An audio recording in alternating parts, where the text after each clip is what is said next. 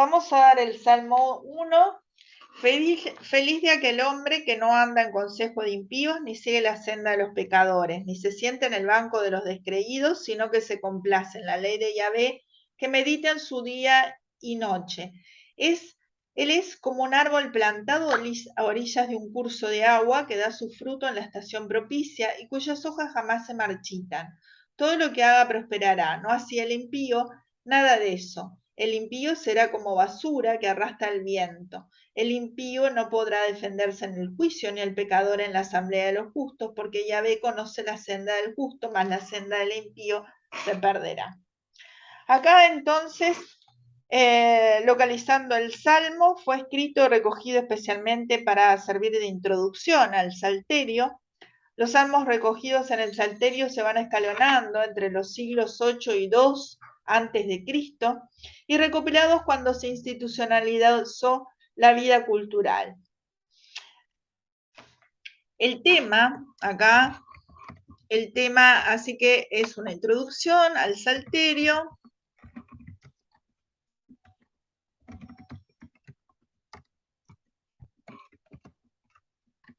o libro de Salmos, y el tema entonces es justamente la felicidad del justo en seguir las leyes divinas, y en contrapartida la infelicidad del impío, ¿no? Entonces la felicidad, la vida del pío y el impío,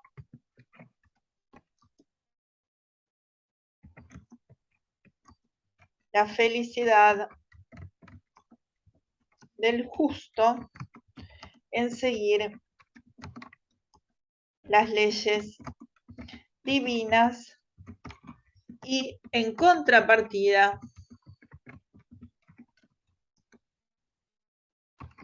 la infelicidad del impío.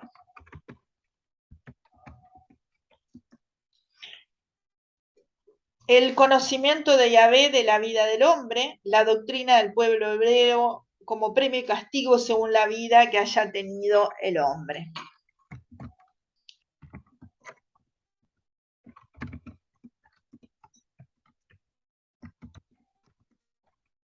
La vida del hombre como ser humano, ¿no?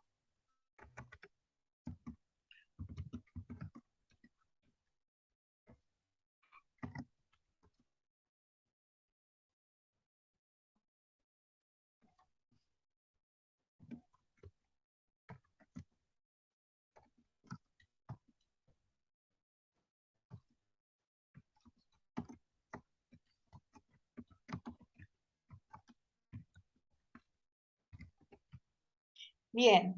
¿Qué es pío? Pío es devoto, piadoso. El pío es el justo que teme a Dios y por lo tanto obedece. El impío, por el contrario, es el injusto, falto de religión o piedad. Contrario a la religión, no le teme a Dios y peca. Bien, en esta estructura, ¿sí? Nosotros tenemos 4 estrofas, no se olviden que ya dijimos que los salmos están ligados a la música, es decir, es poesía lírica, ¿no es cierto? Es decir, son versos que se agrupan en estrofas, ¿no es cierto? Nosotros no se olviden que tenemos una traducción, obviamente. La primera y segunda se refiere a la vida del pío, es decir, de esas 4 estrofas.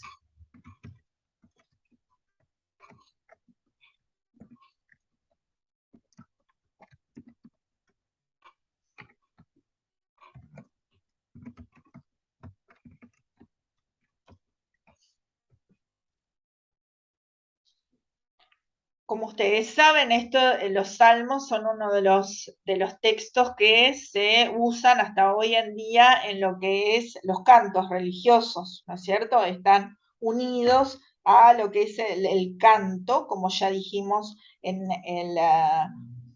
el vídeo anterior, que está ligado a la música desde lo que es su etimología, que significa tocar un instrumento. Les decía entonces que son 4 estrofas, la primera y la segunda se refiere a la vida del pío, la tercera a la vida del impío, la suerte que correrá como consecuencia de sus acciones. En los 2 versos finales se contraponen las suertes de ambos, resumiendo la idea del cántico. ¿Tá? Así que vamos entonces a ver entonces cómo sería. Este salmo pertenece al periodo legalista, no porque exalte directamente la ley de Dios, sino por mostrar las ventajas de su conocimiento y su acatamiento. Así que, salmo del periodo legalista. Y desde el punto de vista de la clasificación literaria que nosotros dimos en el video anterior, es un canto de sabiduría.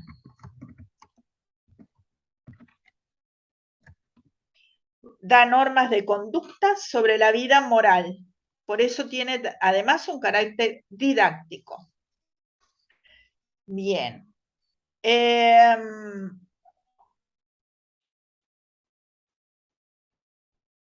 Vamos entonces a ver algunos de los elementos. En la primera estrofa, entonces, dijimos que habla de... Hay varias traducciones, van a ver que acá dice feliz de aquel hombre que no anda en el consejo de impíos, y en otras versiones, justamente en esa traducción es distinta a lo que es la Biblia de la antigua versión de Casiodoro de Reina, revisado por Cipriano de Valera, que dice bienaventurado el varón que no anduvo en consejo de malos.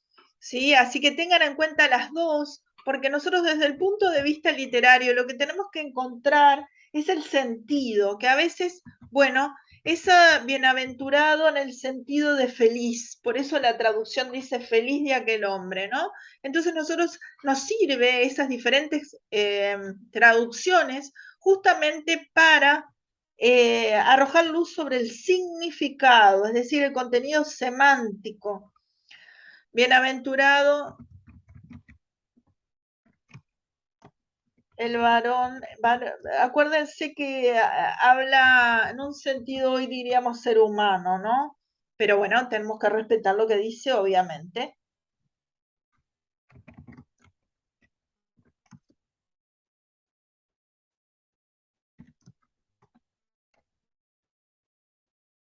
¿Ah?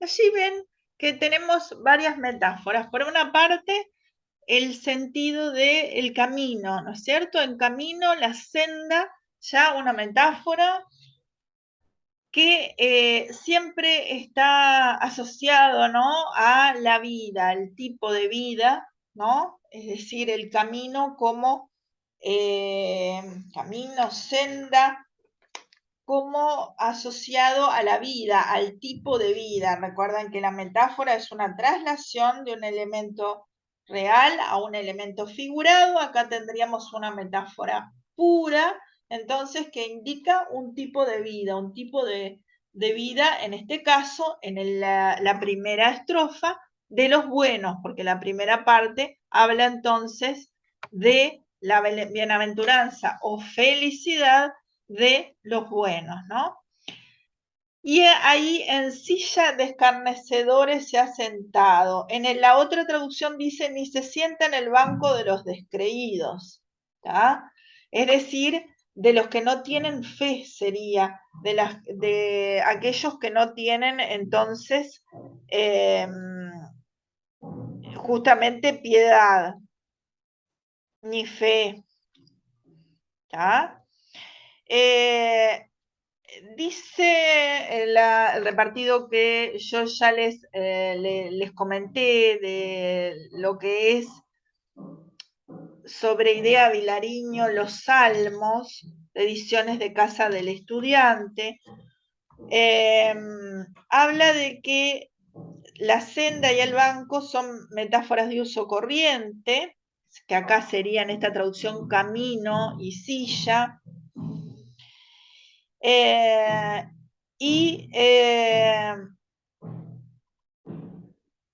Que estas metáforas no tendrían una intención literaria especial. En este caso, sería discutible, ¿no es cierto? Esa intencionalidad, digamos. Sí, el hecho de que son metáforas comunes. Bien.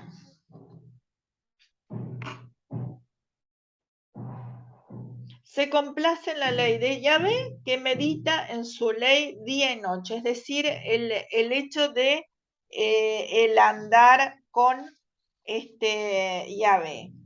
Fíjense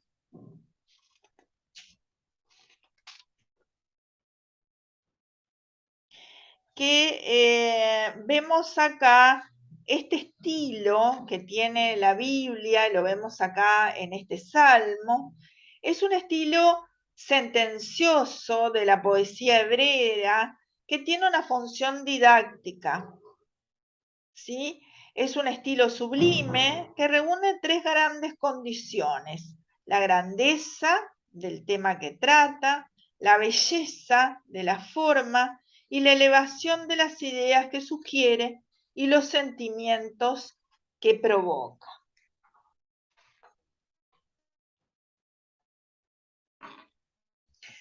Así que dice que ni en silla de escarnecedores se ha sentado.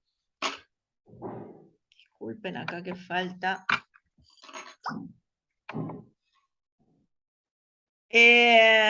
Entonces, tendríamos que destacar también a nivel sintáctico la presencia de esa conjunción ni, ¿no es cierto? No anduvo en consejo de malos, ni estuvo en camino de pecadores, ni en silla de escarnecedores se ha sentado. Esa conjunción, entonces, forma un polisíndeton, ¿no es cierto? En este caso casi siempre vemos la I como conjunción copulativa, en este caso tenemos en el sentido negativo el uso del polisíndeton con ni.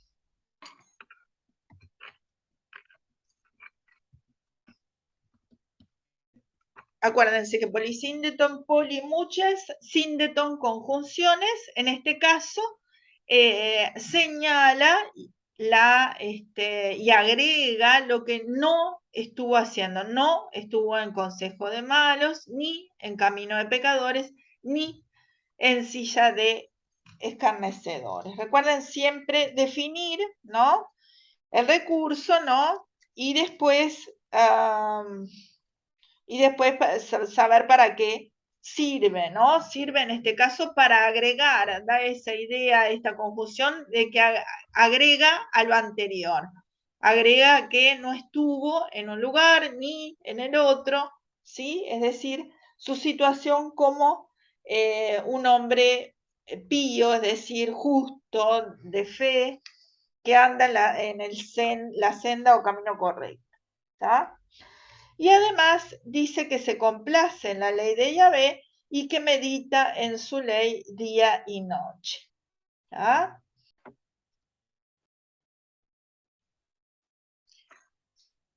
Vemos que en este Salmo 1 se afirma la felicidad del piadoso, se lo hace por medio de una negación, es decir, no por la afirmación de virtudes, sino por su rechazo a conductas negativas, afirmadas por ese ni. 3 versos exponen actividades en forma progresiva. de menor a mayor la gravedad de la conducta. La manera de exponerla es más decidida. Primero, escucha consejos, es decir, que no anduvo en consejo de malos. Segundo, el hecho de no seguir en el camino de los pecadores. Y tercero, no sentarse en el mismo banco o silla. Indica ya no participar en sus pecados y no ser uno de ellos, ¿no?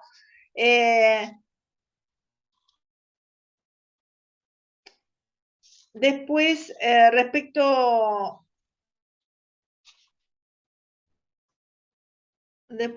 entonces, de la segunda estrofa, dice lo positivo: lo que sí hace el justo se complace en la ley de Yahvé.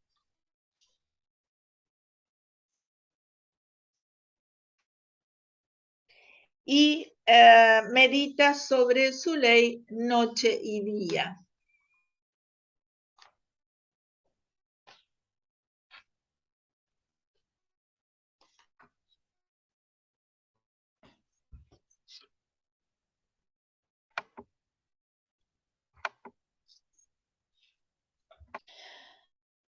Luego tenemos en la segunda estrofa, él es como un árbol plantado a orillas de un curso de agua. Y en el otro, en la otra traducción, es y será como el árbol plantado junto a arroyos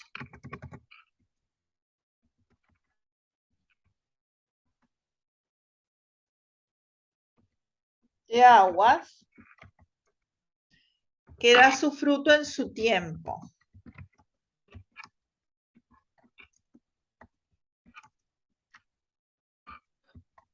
Y su hoja no cae.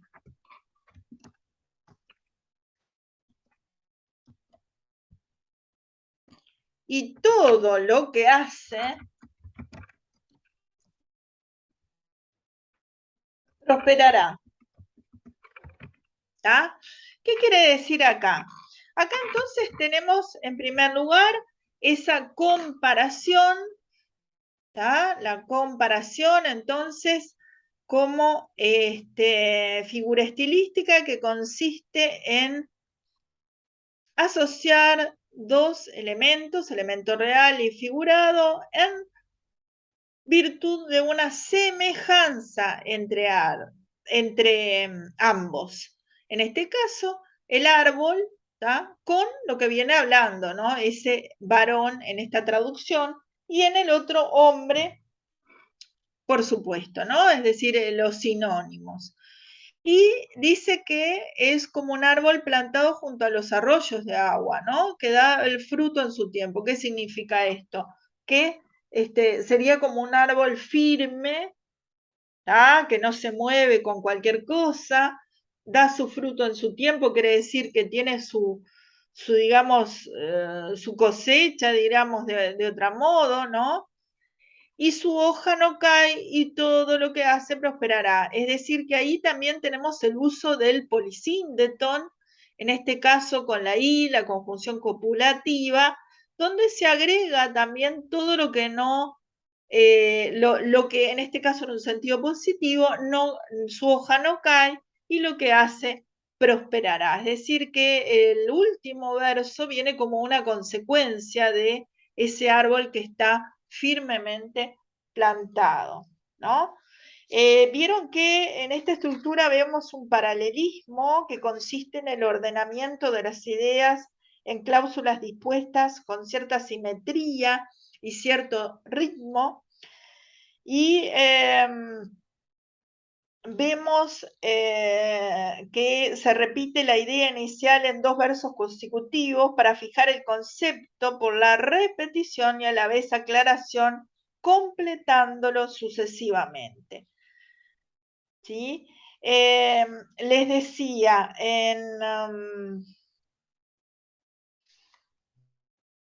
volviendo un poquito a la comparación, ese término comparado, el elemento real, el hombre pío, el nexo como, el término comparante, elemento figurado, un árbol plantado, ¿está? Esta función es aclarar o explicar el sujeto expresado recurriendo a un objeto familiar o de la naturaleza, como en este caso, ¿sí? Luego,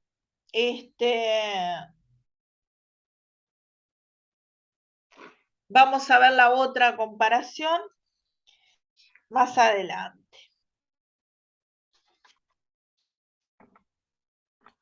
Vamos entonces a la tercera estrofa que dice, no así el impío.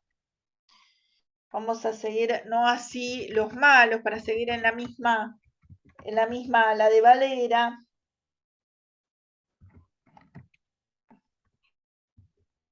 Sino como el tamo. El tamo es lo que se junta debajo de las alfombras o debajo de algún lugar, es la suciedad, ¿no es cierto? La basura, dice en la otra traducción, lo arrebata el viento.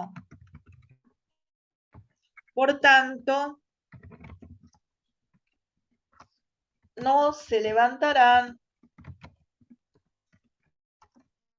los malos en el juicio,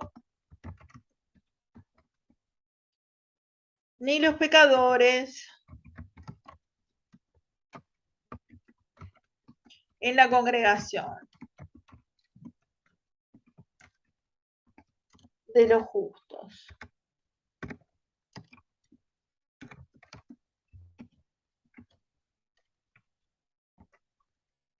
Mas la senda del malo perecerá.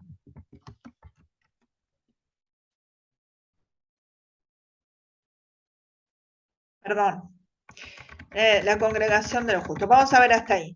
Esta sería la pecadores en la congregación de los justos. Bien, esta sería la tercera estrofa donde se contrapone entonces lo que sería la vida de el pío, del justo, en la segunda estrofa, y acá tenemos la senda de los malos, ¿está? Y acá entonces habla de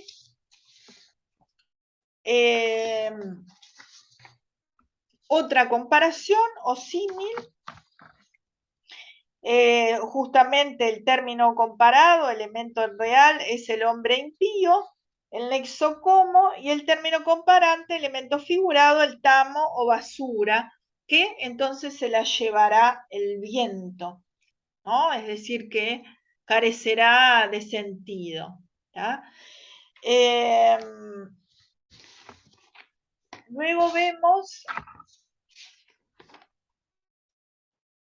vieron que aquí entonces tenemos un paralelismo también antitético, es la expresión de la idea mediante el contraste u oposición de dos oraciones simétricas en antítesis y puede provenir del verbo o otros elementos de la oración.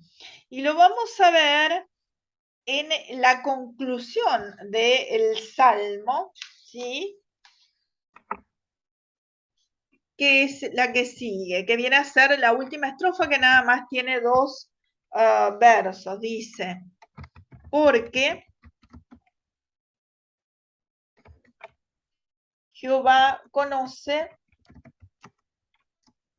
el camino de los justos, más, ese más es el pero, es decir, es la conjunción adversativa, es decir, que siempre la conjunción adversativa contrapone o resta a lo anterior, más la senda de los malos perecerá. Vieron cómo el uso de ese futuro, perecerá, morirá, es tan definitivo, ¿no es cierto? Les decía entonces, en estos dos últimos versos, que actúan como conclusión del Salmo, hay un paralelismo antitético, ya que se contraponen estas dos ideas, son opuestas, ¿no? Porque Jehová conoce el camino de los justos, pero la senda de los malos perecerá, ¿no? Es decir, esa contraposición además se usa el sinónimo, camino por senda, dos metáforas que una está empleada para los justos y la otra que va a aparecer para los impíos, ¿no es cierto?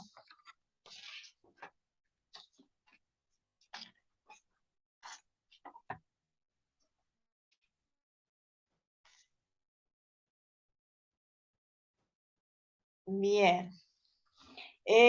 Dice el repartido de idea que no se trata del juicio final, idea que es posterior, sino del juicio y la asamblea en que los demás juzgarán su conducta. ¿Sí?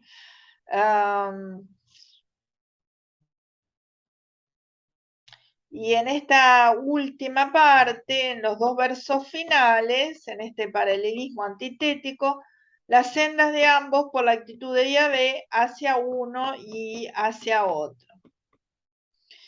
El concepto de Dios en este periodo es sin duda un salmo al periodo legalista porque no exalta directamente la ley de Dios, sino por mostrar las ventajas de su conocimiento y su acatamiento, señalando enseguida la negra suerte del impío, dice el repartido, estoy leyendo el repartido de Idea Vilariño, el pecador, el descreído que no la cumple. Y cito su cita de Avignon, la caracterización del hombre justo como un ferviente estudioso de la ley y el interés en la retribución contenido en este salmo indican que data del período griego. Está bajo la influencia de las tendencias legalistas y de sabiduría que se desarrollaron en el judaísmo. Cierro cita de Avignon. Luego Yahvé aparece solo al final del Salmo ejerciendo justicia. Se dice en los versos finales de manera explícita lo que antes estaba sobreentendido, puesto que que había castigo o recompensa para unos y otros. No se dirigen a Yahvé ruegos ni reproches, de modo que sin que ello esté afirmado de manera expresa, resulta evidente la perfección de un Dios que solo aparece actuando con la más indiscutible justicia. Bien, hasta acá entonces lo que íbamos a ver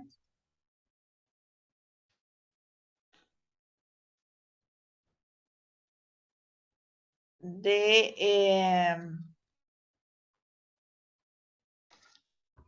este poema.